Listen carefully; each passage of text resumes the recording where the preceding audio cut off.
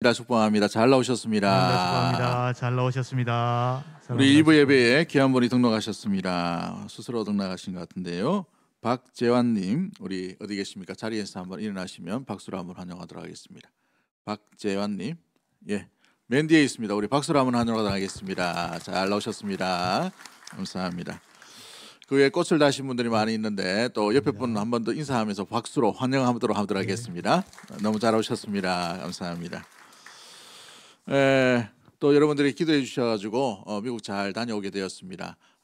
미국 가서 보니까 음식이 얼마나 짠지 싼 것만 짜더라고요. 이렇게 싼 것만 먹었는지 너무 짜가지고 인디안 음식도 한번 먹어봤는데 이 인디안 음식은 아예 닭고기 같은 경우에는 먹지를 못할 정도로 뭐 소금 소태 비슷하게 이런 것들도 있고, 교회를 한 8군데 정도 다녔습니다. 8군데 다녔는데 주일날만 그 아침부터 해서 밤 9시 몇 분 예배까지 사이사이에 또 세미나 있고 예배 드렸다가 또 듣고 예배 드렸다가 또 듣고 이렇게 하니까 주일이 얼마나 길어 보이는지. 밤에 그 주일날 들어가니까 12시더라고요. 밤 12시.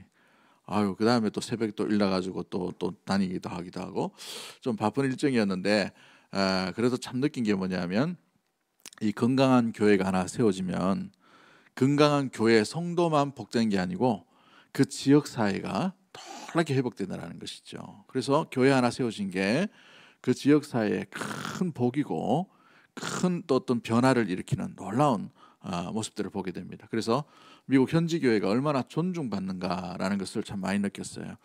우리가 빛과 소금으로서의 역할들을 온전히 교회가 감당할 때마다 우리는 때로는 이론적으로 생각하기도 하고 또 쉽게 물질만 보내주면 된다 하지만 미국 교회 같은 경우에는 몸과 마음과 생각이 같이 움직여요. 그러다 보니까 실제적인 구제가 일어나고 실제적인 돌봄이 일어나기도 하고, 가난한 인들이 교회로 인하여서 얼마나 이 회복 프로그램이 지혜롭게 잘 되고 있는지, 그로 인하여서 변화된 사람들이 다시 교회에 들어오게 되고 교회의 일꾼이 되고 또 제자가 되어서 그들이 또 어려움에 처한 사람들을 다시 변화시키는 놀라운 한 사람으로 거듭나는 것을 보게 되었습니다.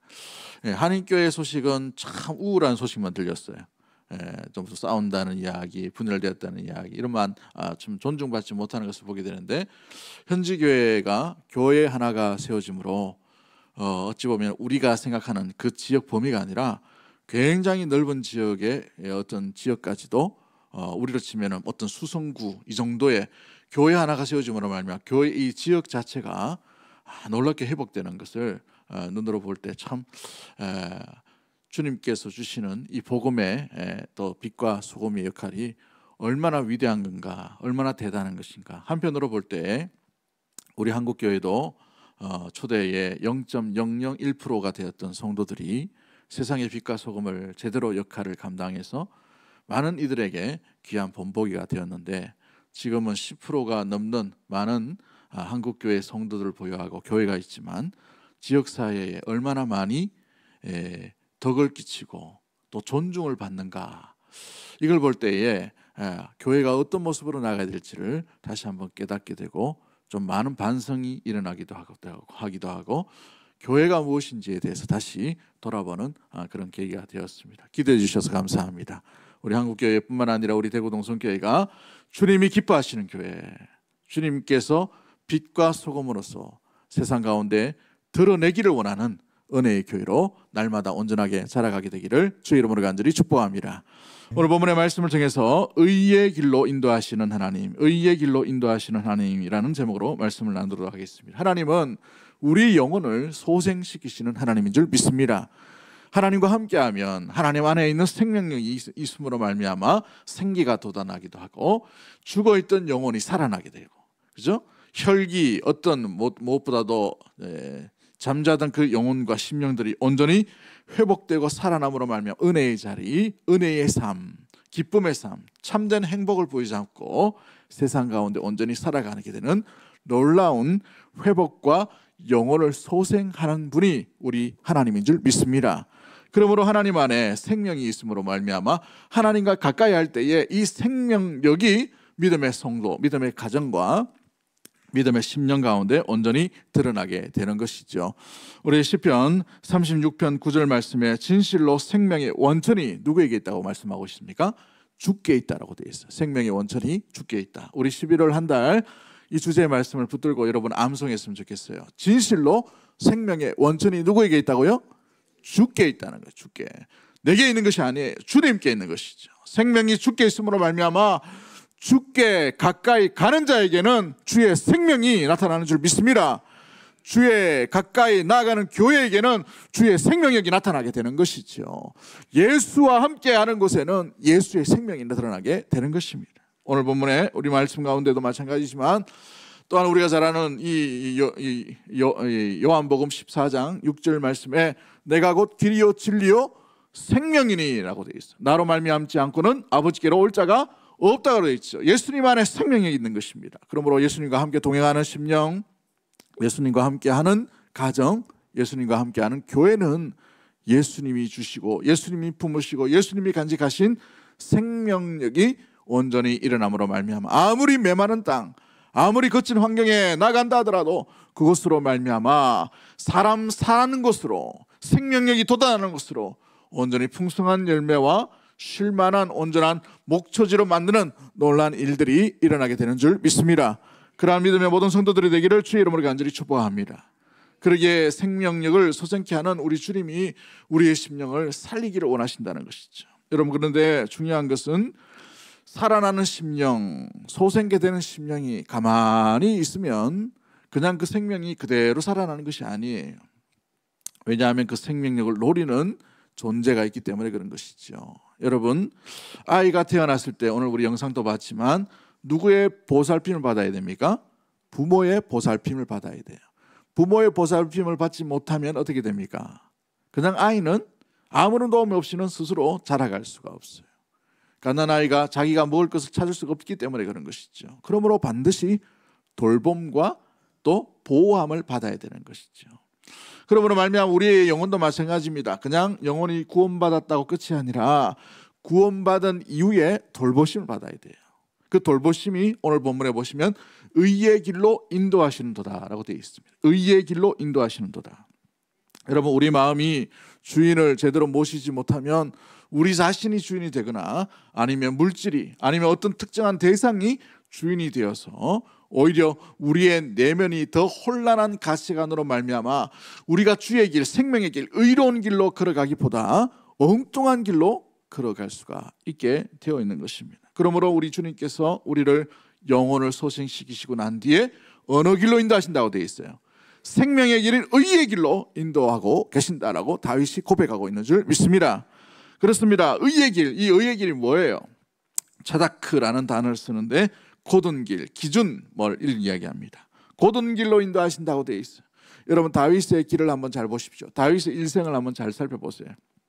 다윗은 그냥 왕이 된 사람이 아니에요. 광야의 거친 환경들, 도망자의 신세, 미친 채 하면서 또 굴 속에 숨어 지냈던 그런 상황들, 자기 아들에게 쫓겨서 위급한 가운데에 도망쳤던 그런 왕이 좀 위태위던 왕이죠.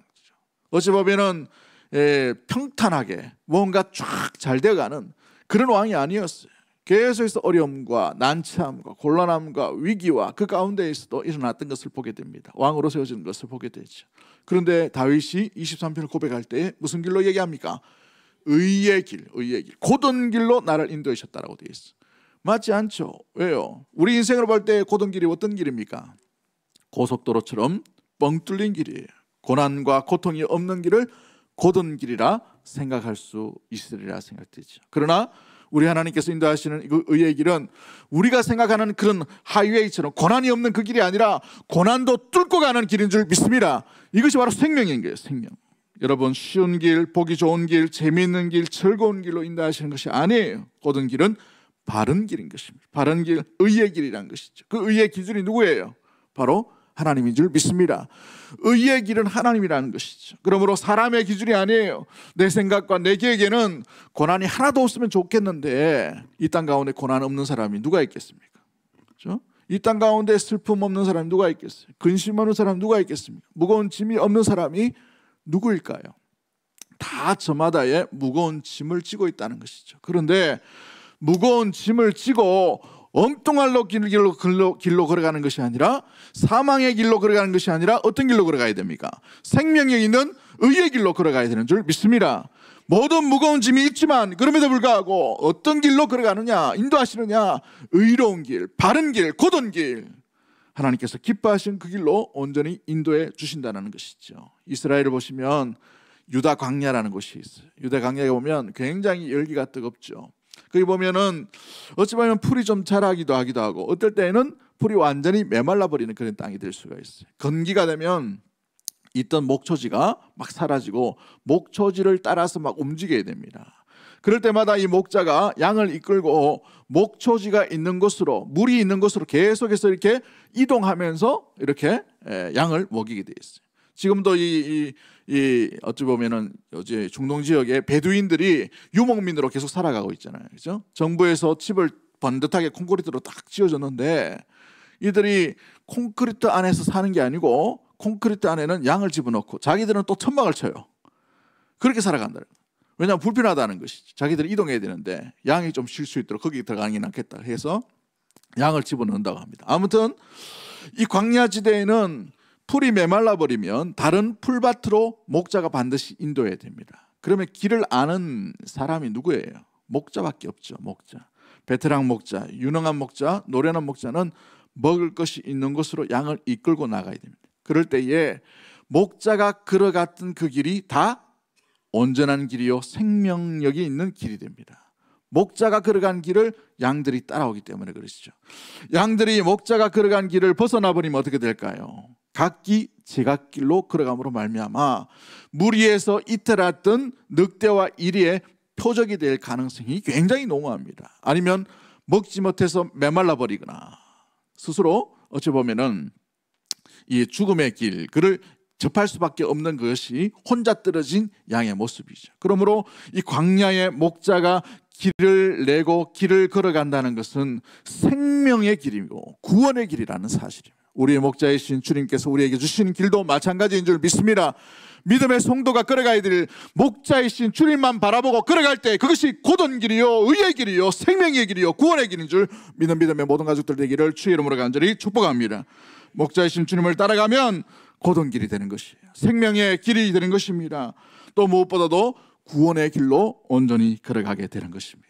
주님과 함께 동행하는 것이 마찬가지이죠. 그러기에 그 의의 길은 구원과 생명을 향해 똑바로 걷는 길이 되게 되는 것입니다. 여러분, 여호수아에게 하나님께서 모세 뒤에 나왔던 이 여호수아에게 뭐라고 부탁하십니까? 좌로나 우로나 치우치지 말고 내가 내게 지시할 땅, 명령할 그 말씀을 따라 온전히 살아가라 되어 있어요. 원칙이 뭡니까?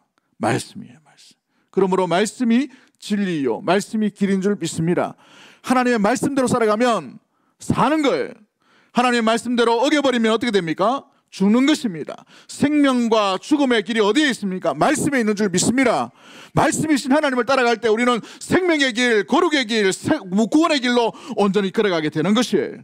말씀을 저버리고 가면 어떻게 됩니까? 길을 잃어버려서 각기 제갈길로 떠남으로 말미암아 먹을 것을 구해서 찾지만 공허한 인생이 되어버릴 수밖에 없는 거예요. 찾을 수가 없는 것을 보게 됩니다. 엉뚱한 것을 먹게 되어 있어요. 그렇죠? 그렇죠. 우리 예수님께서 제자들을 부르실 때에 뭐라고 부르십니까? 너는 나를 따르라라고 되어 있어요. 누구를 따르라고요? 목사를 따르라는 게 아니라 예수님을 따르라고 되어 있어요. 왜요? 예수님께서 길이요 진리요 생명이기 때문에 그렇습니다. 예수님께 나아가면 생명이 있는 것입니다. 길을 얻게 되는 거예요. 근데 예수님을 떠나버리면 어떻게 됩니까? 자기의 소견대로, 자기의 욕심대로, 자기의 경험대로, 자기 생각대로 하다 보니 완전히 다 실패해버리는 인생이 되어버린 것이죠. 부활하신 예수를 만나고 난 뒤에 그들은 길이신, 진리신, 생명이신 예수님을 제대로 만남으로 말미암아 고난이 있고 어려움이 없지만 박해가 있고 죽음이 기다리고 있는 그 예루살렘을 떠나지 아니하고 온전히 주의 말씀을 붙들고 곧은 길, 생명의 길, 진리의 길 온전히 걸어가게 된 줄 믿습니다. 12 제자들을 한번 보십시오. 배신했던 가룟 유다 빼고는 전부 다가, 대부분이, 한 사람 빼고는 다 순교를 당하게 된 것을 보게 됩니다. 목베임을 당하고 십자가에 거꾸로 당하기도 하기도 하고 창에 찔려 죽기도 하기도 하고 불에 던져지기도 하기도 하고 그렇죠? 찢어 죽이기도 하고 그 고통과 공포와 그 아픔이 얼마나 크겠습니까? 그런데 죽음과 공포와 두려움과 염려와 걱정도 이기게 한 것이 무엇이에요? 의의 길로 인도하시는 주님이 계셨다는 사실. 할렐루야. 그 주님 때문에 의의 길, 생명의 길로 온전히 걸어가게 되는 것이지요. 여러분, 구원을 받았다 하더라도 우리가 그 생명의 길을 걸어갈 때 그 끝이 무엇인가, 때로는 그 끝의 길들이 무엇인가를 우리는 분명히 알고 있어요. 우리 주님의 나라에서 영원한 상급을 받고 주님께서 주시는 이 면류관을 쓰고 주와 함께 기쁨과 또 즐거움 가운데 행복 가운데 살아갈 그 나라가 있음을 분명히 알고 있어요. 그런데 이 땅에 100여 년 정도 살아가는 동안에 그 하나님의 나라가 너무 멀게 보여요. 그 하나님의 약속의 말씀이 너무 멀게 보입니다. 우리와 와닿지 않는 그런 모습들의 삶의 경험들을 할 때가 있죠. 고난이 올 때가 그렇습니다. 병들 때가 그래요. 때로는 우리의 인생 마음대로 되지 못할 때가 있습니다. 우리의 인생대로 뭔가 선한 결단을 했지만 막혀버릴 때에 그와 같은 일들이 일어날 수가 있다는 것이죠. 하나님이 살아계시는가? 과연 나를 의의 길로, 의로운 길로 지금 인도하고 계시는가? 라는 하나님의 임재와 하나님의 존재에 대한 의심을 들 때가 있다는 것이죠. 내가 지금 정확하게 그 길로 걸어가고 있는가? 마음 가운데 의심이 들 때 있단 말이죠. 이게 맞나? 라는 생각, 하나님이 정말 정확하신가? 이게 의로운 길인가? 의의 길인가? 내가 의의 길로 걸어가고 있는가? 라는 의심스럽게 생각하고 여길 때가 있단 말이죠. 제자리에 머물 때가 있다는 것입니다. 그런데 사랑하는 성도 여러분, 아브라함을 부르실 때에 우리 주님이 끝을 이야기하셨어요. 부르실 때에 네가 앞으로 하늘의 별처럼 땅의 모래처럼 그 인생 가운데 놀랍게 복의 근원이 될 거야. 내 후손으로 말미암아 천하 만민이 복을 받는 놀라운 존재가 될 거야 라고 하셨어요. 그로부터 25년이 흘렀습니다. 약속을, 증거를 보여주셨어요. 이삭 하나를 딱 낳게 하셨어요. 여러분, 그런데 한번 보십시오. 75세 때 부르실 때에 하나님께서 얼마나 놀라운 걸 보여주셨어요. 하늘에 수많은 별을 보라, 땅에 이 해변가에 있는 모래를 보라 해놓고 아들은 몇 명 주셨어요? 한 명 주셨어요. 한 명. 이 말이 돼요 이게? 하나님 25년간 나를 속였습니까? 아브라함이 그러지 않았어요. 여러분, 중요한 내용이 있어요. 우리가 의의 길로 인도함을 받기 전에 가장 먼저 해야 될 게 뭐냐? 하나님의 약속의 말씀이 진실함, 그 신실함을 온전히 순종하는 거예요. 순종을 하면 의의 길로 인도함을 받게 되어 있어요. 할렐루야. 순종하지 못하면 각자 제 길로 걸어갈 수밖에 없는 것이죠. 여러분, 순종이 되어야만 진실로 주께서 우리를 이끄심 가운데에 그 발걸음 가운데 놓여지게 되는 것이죠. 생명의 길, 구원의 길로 온전히 걸어가게 되는 것입니다. 출애굽을 할 때에 이스라엘 백성들 가운데에 얼토당토 않은 것을 하나님께서 요구하시죠. 문설주에다가 양의 피를 바르라고 하시죠. 그걸 바르면 그 집에 죽음이 없이 뛰어넘을 것이다. 패스웨이, 뛰어넘을 것이다 라고 얘기합니다. 여러분, 요즘 같으면 믿겠습니까? 뭔 이런 이상한 미신 같은 그런 행동을 하고 있냐 라고 생각할 수 있겠죠. 그 집에 피가 있으면 죽음이 없고 피가 없으면 죽음이 그 가정 가운데 임할 거다. 여러분, 하나님의 생명의 길로 인도함을 받은 가정은 뭘 했다는 거예요?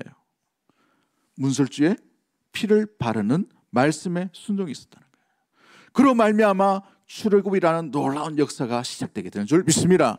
우리의 구원의 길도 마찬가지입니다. 구원을 받았어요. 의의 길로, 생명의 길로 지금 인도하고 계셔요. 누가 이 구원의 길, 생명의 길, 의로운 길로 온전히 걸어갈 수 있느냐? 주의 말씀이 그런가 하여 순종하는 자가 반드시 주의 의로운 길에 하나님께서 인도함을 온전히 허락해 주신다는 사실이에요. 순종의 준비가 되지 못한다면 어떻게 될까요? 우리는 아직 의의 길로 한 발짝으로 내딛지 못한 어린아이의 수준 가운데 머물고 있을 수 있게 되는 것입니다. 그러므로 교회는요, 누가 많이 배웠나, 누가 똑똑하냐, 누가 정보를 많이 하냐, 누가 더 많은 세상의 가치, 세상의 경험을 알고 있느냐, 소용이 없습니다. 그 사람이 진실하게 주님의 면전 앞에서 주의 말씀에 정말 진실하게 순종하고 있는가, 그걸 보셔야 되는 거예요. 순종이 되지 못하면 우리는 의로운 길로 한 발짝을 또 걸어갈 수 없는 것이죠. 의의 길로 걸어가기를 인도함을 받기를 원한다면 주의 진실한 말씀 가운데 순종할 준비를 먼저 할 수 있는 우리 믿음의 모든 가족들이 되기를 주의 이름으로 간절히 축복합니다. 여러분, 그렇습니다. 하나님의 의는 매우 중요해요. 그 의가 어떻게 나타나십니까? 이 땅 가운데 수많은 사람들이 죄로 말미암아 죽을 수밖에 없는 그 안타까움 가운데에서 그 의를 위해서 우리 하나님께서 하신 방법이 뭐죠? 그 아들 예수 그리스도를 그 의의 제물로 우리에게 보내주신 줄 믿습니다. 그 의의 제물로 보내주신 그 예수 그리스도가 어떻게 하셨어요? 나를 위해 내가 죽어야 될 그 죄값으로 죽어야 될 그 자리에 우리 예수님께서 피를 흘리시고 찢기시고 죽으심으로 말미암아 완전한 죽음, 완전한 죄사함을 우리에게 허락해 주심으로 말미암아 하나님의 의로운 길을 완성해 주신 줄 믿습니다. 그러기에 우리 주 예수 그리스도 안에 생명이 있는 것이고 주님 안에 있는 놀라운 구원의 길이 그분 가운데 나타나게 되는 것을 보게 되지요. 여러분, 우리가 요즘 뉴스를 보면 얼마나 불의한 일들이 참 많이 일어나고 있어요. 미국에서 보니까 우리나라에 참 희한한 일들이 일어나는 것을 보게 됐어요. 이게 진짜인가 가짜인가 봐가지고 이렇게 인터넷 되는 데 가가지고 이렇게 들어보니까 남자인데 남자가 아니고 여성 같은데 여자가 아니라 희한한 사건이 우리나라에 많이 일어나요. 멀쩡히 가만히 가는데 뒤에서 막 이렇게 폭력이 일어나가지고 막 사람을 죽일 정도로 이렇게 패버리고 아무런 원한이 없어요. 아무런 어떤 관계도 없는 그런 상황이, 이런 현상들. 그렇죠?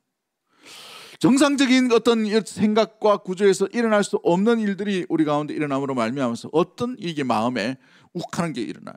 뭐 저런 인간이 다 있냐? 저런 사람이 다 있냐? 호흡하는 그 사람이 맞냐? 인격적인 존재가 맞냐? 저런 사람이 강하게 벌을 안 내리고 뭐 하냐? 방망이, 이 어떤 손방망이처럼 처벌하는 것은 아니냐? 막 이렇게 흥분이 될 때가 있어요. 그런데 사람이 그 의로움을 가졌다 하더라도 그것은 제한적입니다. 한계가 있어요. 여러분이 그 불의를 보면서 참지 못해서 여러분의 아들을 희생시킨 사람 누가 있겠어요? 그 아들을 찢기면서까지 피 흘리면까지 그 고통 가운데 절규하는 것 가운데 듣지 않은 그런 아버지가 누가 있겠습니까? 어미가 누가 있겠어요? 우리 하나님은 그 아들 예수 그리스도가 십자가에 달려 절규하실 때에 어떻게 하셨습니까? 온 하늘에 구름을 덮으셨어요. 구름을 덮으신다는 이 신학적인 의미가 뭐냐면 하나님께서 그 통곡과 절규와 부르짖음의 소리, 아버지여 하는 소리 가운데 귀를 막으시고 고개를 돌리다라는 의미를 가지고 있습니다. 철저하게 외면하셨어요. 왜요? 의의 길로 인도하시기 때문에, 의의 길로 믿음의 백성들을 온전히 구원하시기 위한 구원의 제물로 아들을 삼으셨기 때문에 그러한 것이죠. 사랑하는 성도 여러분, 그렇습니다. 사람이 의로운 것 같으나 의보다는 이익을 더 추구할 때가 많이 있어요. 그러나 하나님은 그 의를 위해 그 아들을까지도 희생하신 놀라운 하나님의 놀라운 은혜의 사랑이 그 주님께서 주시는 의로운 길에 있는 줄 믿습니다. 그러기에 하나님의 의는 하나님의 희생과 사랑이 담겨져 있게 되는 것입니다. 그러므로 이 의의 길은 사랑의 길이요 희생의 길이라는 사실이에요. 할렐루야. 그러기에 요한복음 6장 35절 말씀, 요한복음 8장 12절 말씀, 요한복음 14장 6절 말씀에 예수께서 이르시되 나는 생명의 떡이니 내게 오는 자는 결코 줄이지 아니할 터요 나를 믿는 자는 영원히 목마르지 아니하리라. 예수께서 또 말씀하여 이르시되 나는 세상의 빛이니 나를 따르는 자는 어둠에 다니지 아니하고 생명의 빛을 얻으리라. 내가 곧 길이요 진리요 생명이니 나로 말미암지 않고서는 아버지께로 올 자가 없느니라. 이 세 구절의 공통점이 뭐예요? 내게 오는 자, 나를 따르는 자, 나로 말미암지 않고서는 아버지, 생명의 원천이신 하나님을 만날 수가 없다라는 것이죠. 내 도덕적인 것, 내 어떤 착함, 내 경험, 내 온전한 삶으로는 도저히 하나님을 만날 수 없기에 의로우신 그 길을 걸어가신 우리 주 예수 그리스도 하나님의 아들이신 그분을 믿을 때에, 그분을 따를 때에, 그분과 함께할 때에 그분이 하나님의 아들이심을 믿고 나를 위해 죄를 대속해 주심을 믿는 자만이 생명을 얻게 되는 줄 믿습니다. 이것이 바로 구원이라는 사실이요, 생명의 길이라는 것이죠. 그러기에 의로운 길, 의의 길로 인도할 때 문자적으로 해석할 때 보면 어떤 문자적 해석이 일어나냐면 의의 자국이 나도록 인도하신다는 거예요. 의의 길로 인도하신다라는 말은 의의 자국이 나도록 인도하신다. 우리 그리스도께서 의의 길로 우리를 인도하시기 위해 이 땅 가운데 오셔서 그 의의 자국을 남기심으로 우리에게 인도해 주신 방법이 무엇이었습니까? 십자가의 방법이었어요. 실제로 달리시고, 실제로 못 박히시고, 그 못의 고통으로 말미암아 피를 흘리시고, 그 배에 창이 찔리시고, 머리에 면류관을 쓰심으로 말미암아 모든 피와 물을 다 흘리심으로 말미암아 그 못자국과 그 면류관 쓴 그 흔적과 배에 창이 찔린 그 자국으로 인하여서 표시가 있다는 것이죠. 사랑하는 성도 여러분, 그렇습니다.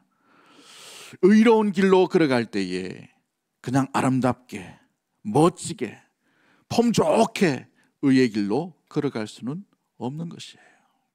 우리 주님이 의의 길로 걸어가실 때 그 자국을 남기신 것처럼 우리 하나님께서 주시는 의의 길로 인도함을 받고 주의 길을 따르는 자에게도 반드시 의의 자국이 남게 되어 있다는 것입니다. 누군가를 위해 인내한 것, 의의 자국이 남는 것입니다.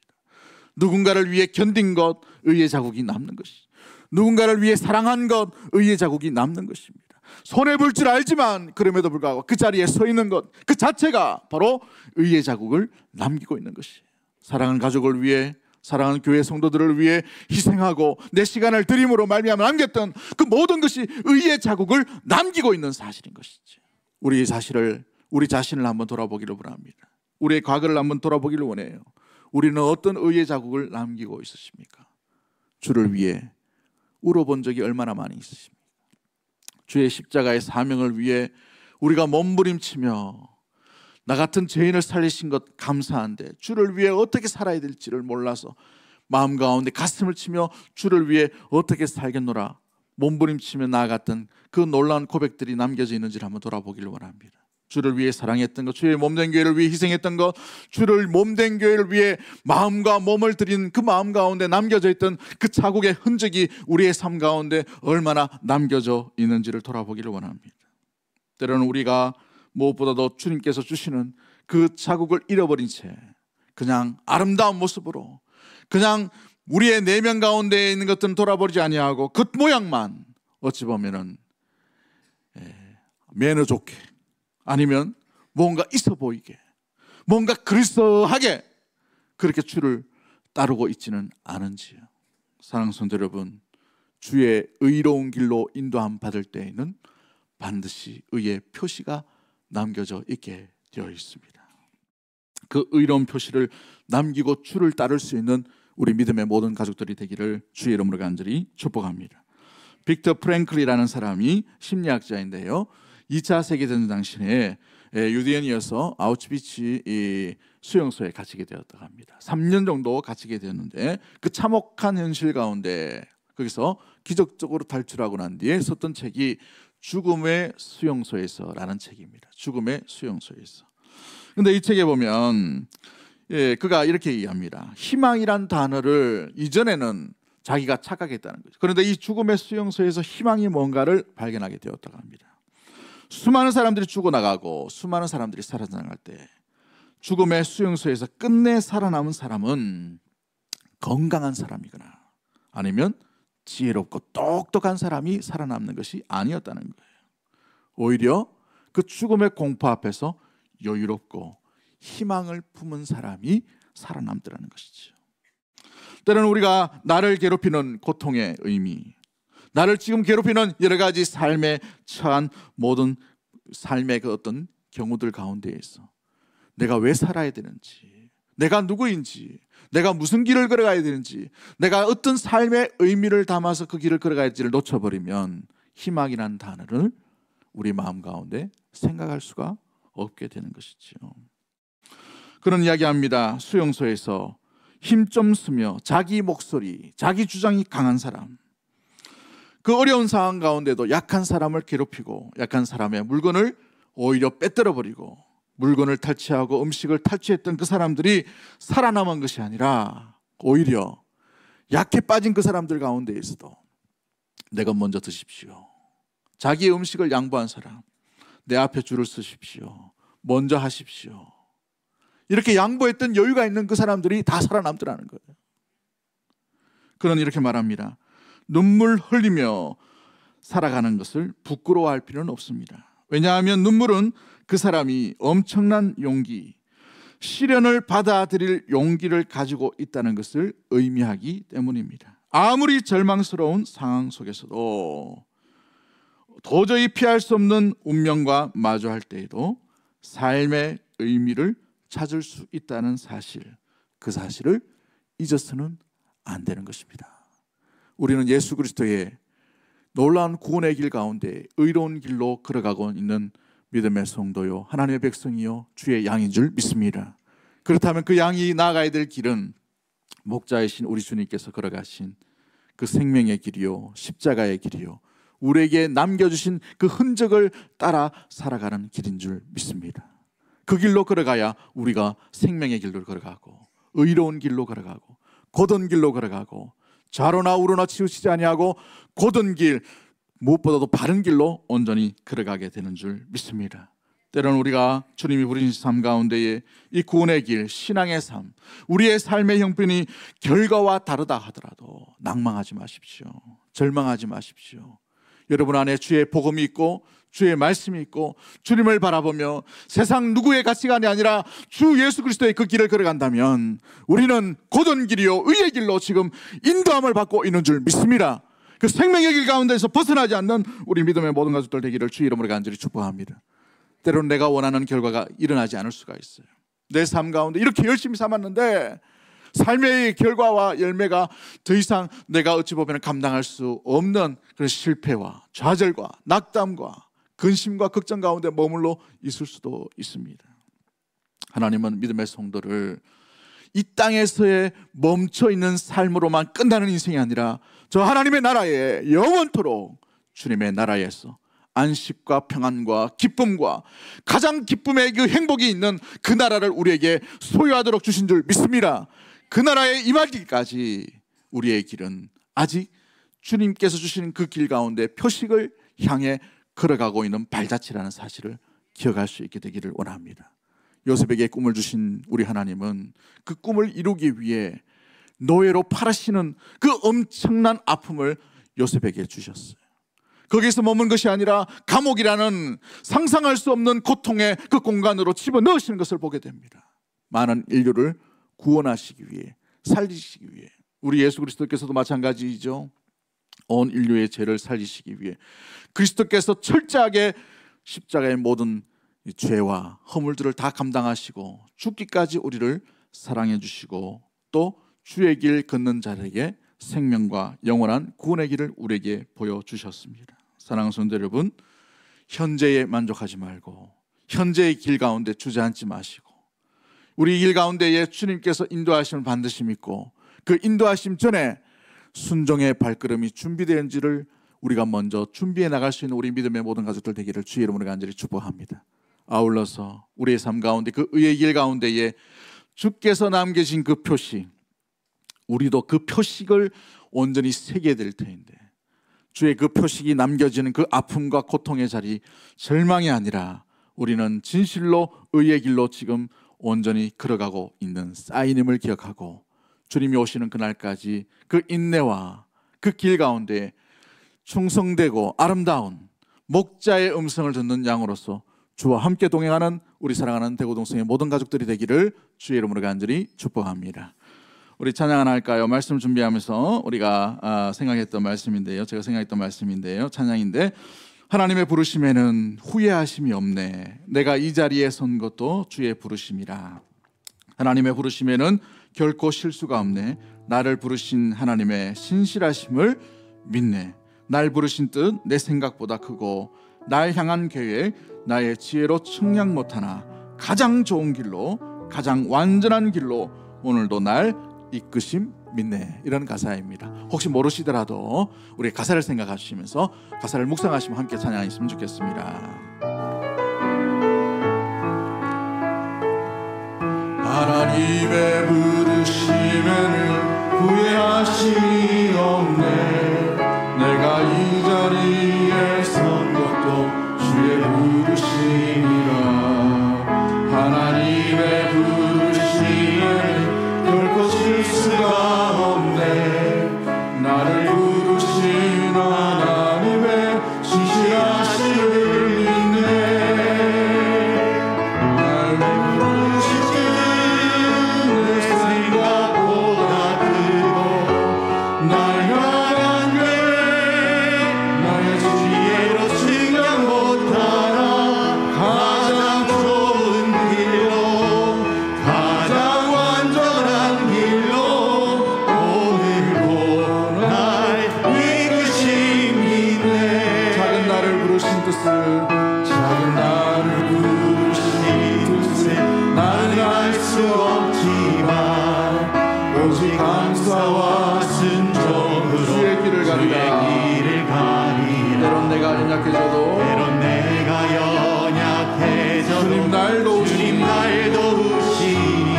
놀라운 그 계획을 놀라운 계획을 나는 믿으며 살리.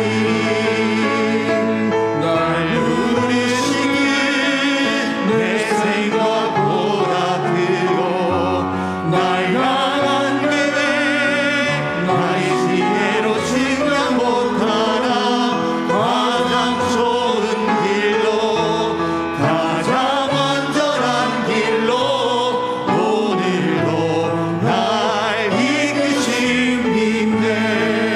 우리 계속 건져해 주시고, 우리 마음 가운데 때로는 주님을 의심할 때가 있어요. 그런데 지금 우리가 주의 말씀 가운데 주와 함께 동행하는 그 온전한 소생과 인도하심을 받았다면 우리는 지금 생명의 길, 제대로 된 길로 걸어가고 있는 줄 믿습니다. 고통에 넘어지는 존재가 아니라 고통을 넘어서는 인생으로 주님께서 우리를 불러주셨습니다. 주님께서 인도하신 그 길은 생명의 길이요 구원의 길인 줄 믿습니다. 그 구원의 길로 나아가고 인도함을 받기 위해 가장 먼저 우리가 해야 될 것은 주의 생명의 말씀에 가장 먼저 내가 반응하는 순종의 발걸음이라는 것입니다. 순종의 발걸음이 일어날 때에 우리는 의의 길로 계속해서 인도함을 얻게 되고 받게 되고 도우심을 온전한 가장 완전한 길로 나아가게 되는 줄 믿습니다. 주여, 주의 말씀에 거치는 돌이 아니라 주의 말씀에 항상 먼저 순종의 발걸음으로 나아갈 수 있도록 주님 인도하여 주셔서 내 인생 가운데, 내 삶 가운데 생명의 길, 의의 길에서 한순간도 벗어나지 아니하고 주와 함께 주께서 남기신 그 표적을 담고 우리도 이 땅 가운데 남겨진 예수 그리스도의 그 놀라운 의의 길의 흔적을 남기며 살아가는 믿음의 성도와 가정과 교회로서 온전히 살게 하여 주시옵소서. 우리에게 그러한 능력을 허락해달라고 주신 말씀 생각하며 주여 한번 외치고 통성으로 우리 합심해서 한번 기도하도록 하겠습니다. 주여.